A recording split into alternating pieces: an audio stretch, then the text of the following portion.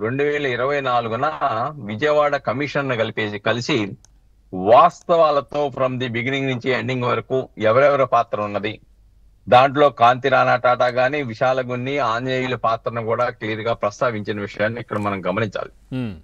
ఇక్కడ ఇందాక మీరు చెప్పినట్లుగా ముందు రోజే 2వ తారీఖు ఫిర్యాదు ఇస్తే ముందు రోజు ఫ్లైట్ టికెట్ ఎలా పెట్టారు, అలానే ఇబ్రహీంపట్నం సంబంధించి ఎవరైతే అరెస్ట్ కి వెళ్లాల్సిన పోలీసులు ఏ విధంగా ఫ్లైట్ లో వెళ్ళారు, మిగతా చర్చి వారికి సంబంధించిన వాళ్ళు ఎలాగా బై రోడ్డు వెళ్ళారు అనేది చాలా స్పష్టంగా ఇన్వెస్టిగేషన్ లో స్పష్టంగా వాళ్ళు చెప్పారు.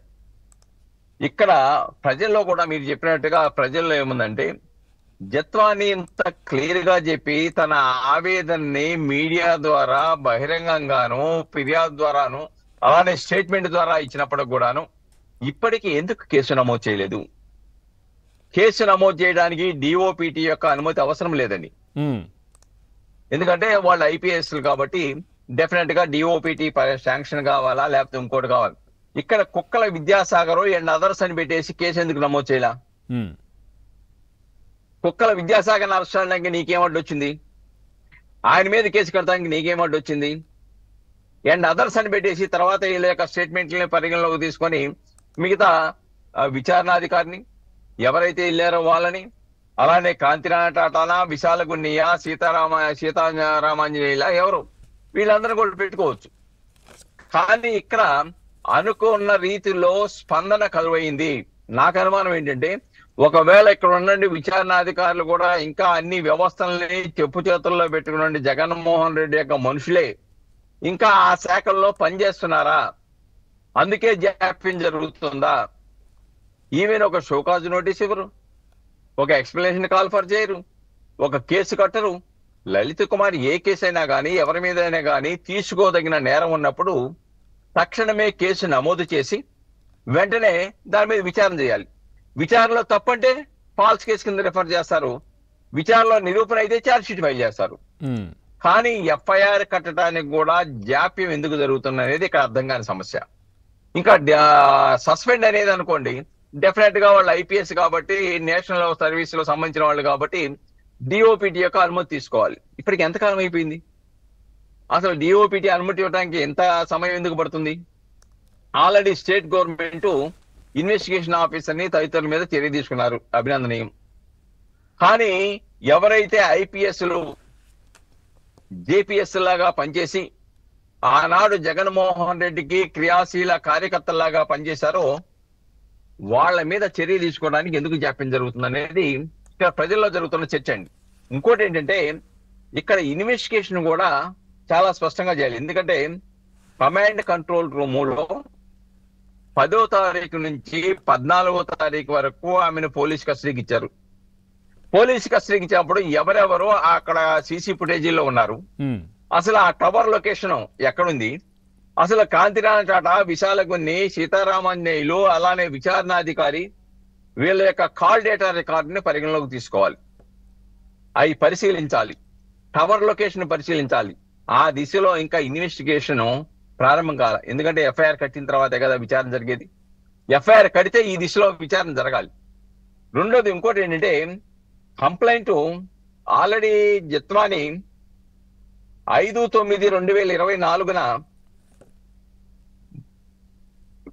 మన ఇక్కడ కంప్లైంట్ ఇచ్చింది. కానీ మన 13/12/2023 ఎవరైతే మనం పారిశ్రామికవేత్త ఉన్నాడు, ఎవరితో అయితే జగన్మోహన్ రెడ్డికి మంచి పరిచయం ఉందో, ఎవరైతే ఉక్కు ఫ్యాక్టరీని, రాయలసీమలో ఉన్న ఉక్కు ఫ్యాక్టరీని ఎవరికైతే ధారాదత్తం చేశాడో ఆ వ్యక్తి జిందాల్కి మీద కేసు నమోదు చేశారు. రేప్ కేసు 376 కింద రేపు, 506 కింద క్రిమినల్ ఇంటిమిడేషన్, అలానే 354 కింద already outrage the modesty of the women. ఈ కేసు నమోదు చేసి 5-9 తారీఖుల మధ్య ఫిబ్రవరి 2024లో మేజిస్ట్రేట్ ముందు సాక్ష్యం చెప్పాలని చెప్పేసి జత్వానికి ఆదేశాలు ఇవ్వడం జరిగింది. దానికి వెళ్లకుండా అటకాయించడానికి ఇక్కడున్న పోలీస్ అధికారులు, లేదంటే ఆనాడు ఈ రాష్ట్రంలో ఉన్నటువంటి వైఎస్ఆర్సీపీ అధికారంలో నుండి ముఖ్యమంత్రి, లేకుంటే సజ్జల రామకృష్ణారెడ్డి లాంటి వాళ్ళ వీళ్ళందరూ ప్రోద్బలంతో ఆ యొక్క మేజిస్ట్రేట్ ముందు బొంబాయిలో స్టేట్మెంట్ చెప్పకుండా ఉండటానికి ఈమెని ఇక్కడ అరెస్ట్ చేసి తీసుకొచ్చారు. ఎంత దారుణం అంటే చట్టాన్ని పూర్తిగా ధిక్కరించేశారు. దాంట్లో ఎందుకు అరెస్ట్ చేస్తున్నారో చెప్పరు, ఏ కేసులో అరెస్ట్ చేస్తున్నారో చెప్పరు. ఈవెన్ ఆమెకు సంబంధించినటువంటి న్యాయవాదులను సైతం మాట్లాడడానికి అనుమతి ఇవ్వకుండా రాజ్యాంగపరమైన హక్కులన్నీ హరించేశారు. వాళ్ళ కుటుంబ సభ్యుల అందరి యొక్క బ్యాంక్ అకౌంట్లని 80 లక్షల రూపాయలని బ్లాక్ చేశారు. అంతేకాకుండా దాదాపుగా ఇంట్లో ఉన్నటువంటి ఐఫోన్లు కానీ ఐప్యాడ్లు కానీ ఇవన్నీ కూడా టెక్నికల్ సంబంధించిన మొత్తం కూడా స్వాధీనం చేసుకెళ్లారు. కామన్ గా తీసుకెళ్లి ఎప్పుడు వచ్చారండి?